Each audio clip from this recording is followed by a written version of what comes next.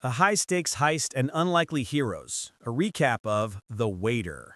The Waiter throws viewers into a whirlwind of action, political commentary, and unexpected humor, all centered around a daring heist at the luxurious Crystal Valley Hotel in Abuja. The film cleverly juxtaposes the struggles of the common Nigerian with the blatant corruption of the elite, setting the stage for a dramatic and often chaotic confrontation. The story kicks off by introducing Akposs, a resourceful and somewhat comically inept waiter who finds himself in a tight spot. On his way to a high-profile catering gig, he receives a distressing call from his sister, Efe. Their mother has been rushed to the hospital, and they are in desperate need of money for her treatment. This personal crisis immediately grounds the film's larger-than-life plot in a relatable, everyday struggle.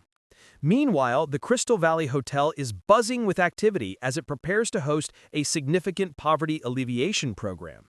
The event is a classic display of political pageantry, with the Minister of Poverty Alleviation, Mrs. Edet Okan, scheduled to deliver a keynote address. The government has allocated a staggering 300 billion naira for this initiative, a sum that is meant to uplift the impoverished, but, as the film suggests, is more likely to be siphoned off by corrupt officials. The architect of the impending chaos is Tonye Bright, a former army captain with a deep-seated grudge against the corrupt system that betrayed him. In a flashback, we see Tonye leading his unit into a deadly ambush, a setup orchestrated by his own corrupt superior, Colonel Jackson Adet, who also happens to be the husband of the Minister of Poverty Alleviation. This personal vendetta fuels Tonye's mission to not only expose the government's hypocrisy, but also to redistribute the stolen wealth back to the people. As the poverty alleviation event gets underway, Tonye and his highly skilled team execute a meticulously planned takeover of the hotel. They swiftly neutralize the hotel security, led by the well-meaning but outmatched Femi Aina, and take the minister and other dignitaries hostage. Tonye, a charismatic and articulate leader, then reveals his audacious plan. He intends to transfer the entire 300 billion naira directly into the bank accounts of thousands of ordinary Nigerians, effectively turning the government's sham program into a genuine act of wealth redistribution. What follows is a tense and unpredictable standoff. While Tonye and his tech-savvy girlfriend, Nwando, work to bypass complex financial security systems, Akposs, along with the hotel's feisty manager, Idara, and the head of security, Femi, find themselves unlikely allies in a bid to survive and potentially thwart the heist. The film deftly balances high-stakes action with moments of levity, largely driven by Akposs's wary persona and his often clumsy attempts at heroism. His interactions with Idara, which begin with flirtatious banter and quickly evolve into a partnership of necessity, provide a comedic and surprisingly heartwarming through-line. As the heist unfolds, the moral lines begin to blur. Tonye's live-stream broadcasts, where he eloquently exposes the government's corruption and details his plan for the stolen funds, garner widespread public support. The nation watches, captivated, as thousands of citizens begin receiving unexpected credit alerts, turning Tonye into a folk hero overnight. This creates a compelling moral dilemma for both the characters and the audience. Is Tonye a terrorist or a revolutionary? The situation inside the hotel grows increasingly volatile. A poorly executed police intervention, led by the comically inept Superintendent Winston Aguma, results in a bloody shootout, further escalating the stakes.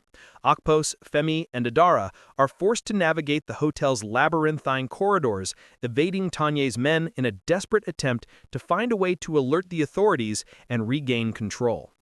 The climax of the film sees a direct confrontation between our unlikely heroes and Tonye's forces. Akposs, armed with more bravado than skill, manages to outwit several of Tonye's henchmen, while Femi uses his knowledge of the hotel security systems to their advantage. A pivotal moment occurs when Tonye, in a bid to control Akposs, threatens his mother and sister, forcing Akposs to confront the true cost of his involvement. Ultimately, Tonye's plan succeeds and the money is distributed to the people. However, his victory is short-lived. In a shocking twist, it is revealed that Nwando has been playing a long game of her own, secretly siphoning off a significant portion of the funds into a private offshore account. Her betrayal leads to a fatal confrontation with another member of Tonye's crew, and she ultimately escapes with $100 million. In the aftermath, the hostages are freed, and the remaining members of Tonye's team are apprehended. Akposs emerges as an accidental hero, his bravery earning him the respect and affection of Adara. The film ends on a note of ambiguity, leaving the audience to ponder the true meaning of justice and the complex realities of a society plagued by corruption. While Tonye's methods were extreme, his actions sparked a national conversation and for a brief moment brought a semblance of economic justice to the people. The Waiter is a thrilling and thought-provoking film that uses the framework of a heist to explore deeper issues of social inequality and the enduring spirit of the Nigerian people. And there you have it, the wild, chaotic, and surprisingly deep story of The Waiter. What a ride! It's one of those films that perfectly mixes high-stakes action with laugh-out-loud moments, all while making you think about the line between right and wrong. I have to ask you guys, what's your take on Tonye Bright? Was he a modern-day Robin Hood, a hero for the common person, or just a villain who went too far? And how can we not talk about our man Akposs, from a simple waiter trying to pay his mom's hospital bills to an accidental hero who gets the girl? You just gotta love his journey. I would love to know what you think. Drop your thoughts, your favorite scenes, and your answer to the hero or villain question in the comments section below. I truly enjoy reading what you all have to say, and it makes this community so much fun. If you enjoyed this recap and want to break down more amazing Nigerian movies with me, do me a huge favor and smash that like button. It really helps the channel more than you know. And of course, if you're new here, welcome. Hit that subscribe button and ring the notification bell so you never miss our next movie adventure together. Thank you so much for hanging out with me today. Until the next story, stay blessed, stay entertained, and I'll see you in the next video. Peace out.